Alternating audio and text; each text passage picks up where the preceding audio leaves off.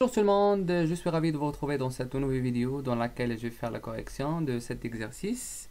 On a f de x est égal à la valeur absolue de x plus la valeur absolue de x plus 1. La question c'est déterminer la fonction primitive de f sur R telle que le grand f de 0 est égal à 0. Très bien. F de x est égal à la valeur absolue de x plus la valeur absolue de x plus 1. Ici c'est très simple parce que qu'est-ce que je dois faire?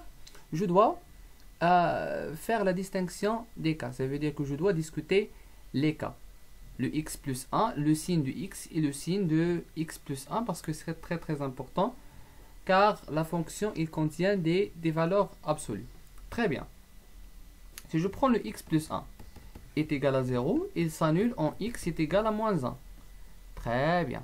Ça veut dire si le x il est inférieur à moins 1, ça veut dire quoi? Ça veut dire quoi? Que la valeur absolue de x plus 1 est égale à quoi? Est égale à l'inverse. Ah, parce qu'elle est négative dans ce cas. Et pour le x, il est supérieur à moins 1. Le x plus 1 est égal à x plus 1. Très bien. Donc, je vais tracer normalement le tableau. C'est juste pour simplifier la vie. Donc, x, vous avez moins l'infini. On a moins 1, on a 0. Et on a ici le plus l'infini, très bien. Le x, le signe c'est toujours, donc il s'annule ici. La valeur absolue, ou le x normalement c'est négatif, plus. Vous avez le x plus 1, il s'annule ici. Très bien.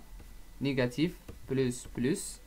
Très bien. Donc sur l'intervalle moins l'infini moins 1. On a la valeur absolue du x est égale à moins x. Et la valeur absolue du x plus 1 est égale à moins x moins 1. Parce que c'est l'inverse. Très bien. Donc la fonction, qu'est-ce qu'il va devenir? La fonction, ça va devenir f de x est égal à moins x moins 1 est égal à moins 2x moins 1 pour 2x qui est inférieur à moins 1. Très bien. Je vais discuter pour le deuxième cas. Moins 1 entre, donc là, sur l'intervalle, je vais écrire moins 1, 0. Qu'est-ce qu'on a? On a que ici c'est plus. Non, attendez, ici c'est moins. Pardon, ici c'est moins. Très bien. La valeur absolue du x, elle est comment? La valeur absolue du x est égale à moins x. Mais la valeur absolue du x plus 1 est égale à la valeur, donc est égale à x plus 1. Donc f de x dans ce cas est égal à x, je vais dire moins x plus 1, qui est égal à 1. Très bien. Ça reste juste ça reste un seul intervalle qui est le 0 plus l'infini. Donc sur le 0 plus l'infini, la valeur absolue du x, c'est x, la valeur absolue du x plus 1, c'est x plus 1. Très bien. Donc sur le 0, sur le 0 plus l'infini, la valeur absolue du x est égale à x, la valeur absolue du x plus 1 est égale à x plus 1. Donc f de x est égal à x plus 1 est égal à 2x plus 1. Je vais tout rassembler. Voilà, le f de x, est égal à moins 2x moins 1. F de x est égal à 1. F de x est égal à 2x plus 1. Ici, pour le x qui est inférieur à moins 1, x entre le moins 1 et le 0, si le x il est supérieur à 0. Très bien. Et puisque, je vais écrire, puisque f est dérivable, donc dérivable sur R, et on a la dérivée de f de x est égale à petit f de x, quel que soit le x, il appartient à R. Ça marche? Donc f de x est égal à, donc l'intégrale ou la fonction primitive de moins 2x, c'est combien? C'est moins x au carré. Parce que dérivé de x au carré, c'est combien? C'est 2x. Donc dans ce cas, c'est moins x au carré. Et la primitive de 1 ou de moins 1, normalement, c'est moins x. Voilà. Mais je dois ajouter un certain constant parce que il y a des contraintes. Pour x qui est inférieur à moins 1. Pour la deuxième, x entre moins 1 et 0. Le f de x est égal à 1. Alors, la grand f de x est égal à combien dans ce cas? Est égal à x plus c2. F de x, donc pour le x qui est supérieur à 0, on a f de x est égal à 2x plus 1. L'intégrale ou la fonction primitive de 2x, c'est quoi? C'est x au carré. Et la primitive de 1, parce que c'est une constante, c'est x. Ça, c'est x. Voilà. Qu'est-ce que je vais écrire? Voilà. Donc, je vais écrire ici x au carré plus la primitive c'est x plus c3. Très bien. Avec le c1, c2, c3, il appartient à R. Très bien. On a une contrainte, c'est que f de 0 est égal à 0. Je dois calculer les C1, le C2 et le C3. Très bien. Puisque f, donc je vais écrire puisque f est continu sur R, alors quoi? Alors le f est continu en quoi? Il continue en x0 est égal à moins 1 et x1 est égal à 0. D'où, qu'est-ce qu'on a? La limite de f de x, le x il tend vers moins 1, ça marche avec le x, donc moins 1 moins est égal à la limite, donc à gauche est égal à la limite de f de x lorsque le x il tend vers moins 1 plus est égal à f de moins 1. Très bien. Si vous regardez la limite de f de x à gauche, donc à gauche, ça veut dire quoi? Ça veut dire que je parle de cette fonction, moins x au carré, moins x plus c1. Essayez de remplacer le x par moins 1. Je vais avoir moins 1 au carré, moins 1 plus c1. Je veux dire que moins 1 plus 1, ça marche. Parce que, voilà, la fonction c'était comme ça, moins x au carré, voilà, moins x, moins c1.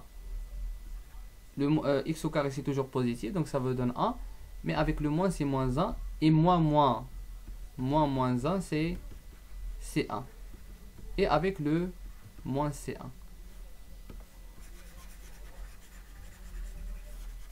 Est égal à quoi? Est égal à la limite à droite. À droite, si moins 1, c'était moins 1 normalement. Moins 1 plus C2. Très bien. Donc, je vais calculer. Moins 1 avec le moins 1. Parce que un terme qui se trouve dans les deux côtés, je dois l'éliminer. Vous avez moins 1. Donc, C2 est égal à 1 moins C1. Autrement dit, C1 est égal à C2 moins 1. Très bien. Voilà. Pardon, ici c'est plus C1. Donc ici je vais avoir C2 est égal à 1 plus C1. Ça veut dire que C1 est égal à, donc C1 est égal à C2 moins 1. Je vais voir l'autre intervalle. J'ai le f et il est continu en 0. Ça veut dire que limite de f de x, cette fonction-là. C'est très très simple. Cette fonction, la limite en 0 est égale à cette fonction. Donc, la limite de f de x en 0 plus est égale à la limite de f de x, voilà, lorsque le x il tend vers 0 moins, x 0 plus. Très bien. Le 0 plus, ça veut dire, c'est la limite de 2x plus 1. Parce que le x il tend vers 0 plus est égal à la limite de x il tend vers 0 moins. Donc à gauche c'est quoi? Donc pour nous c'est le 1. Limite de 1. Ça marche, est égal à f de 0. Voilà. Si je remplace, je vais avoir, sachant que ici, sur la deuxième, qu'est-ce que j'ai? Il y a un terme.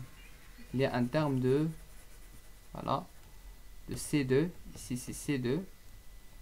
Et ici, c'est, voilà, donc c'est C2. Sinon, voilà. Le f de x, pardon, le f de x est égal à x plus c2. Et f de x est égal à x au carré plus x plus c2. Donc si je remplace, je vais avoir ici 0. Ici 0, ici 0. Donc c2 est égal à c3. Voilà, sans écrire, voilà, sans réécrire la fonction. Voilà, la fonction, voilà, intégrale. Donc ça va vous donner c2 est égal à c3. Très bien. Vous regardez que C1 est égal à C2 moins C3. Ça marche? C1 est égal à C2 moins 1. Et le C2 est égal à C3. Et sans oublier que la limite, cette limite est égale à f de 0. Ça veut dire que f de 0 est égal à 0. Ça, c'était comme donné. Donc C2 est égal à C3 est égal à 0. Donc ça est égal à 0. C2 est égal à 0. Donc C1 est égal à moins 1.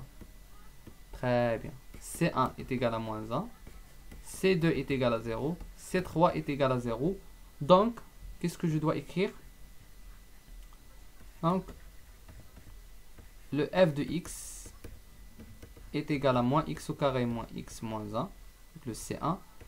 F de x est égal à x. F de x est égal à x au carré plus x. Donc ça, c'est pour le x qui est inférieur à moins 1. Le f de x est égal à x pour tout x qui est entre moins 1 et 0. Et ça, c'est pour x qui est supérieur à 0. Et voilà, on a trouvé la fonction primitive de f de x est égal à la valeur absolue du x plus la valeur absolue du x plus 1. Et c'est la fin de notre vidéo. J'espère que vous avez bien compris. S'il y a une question, n'hésitez pas à les mettre dans les commentaires. Abonnez-vous sur la chaîne et mettez un like.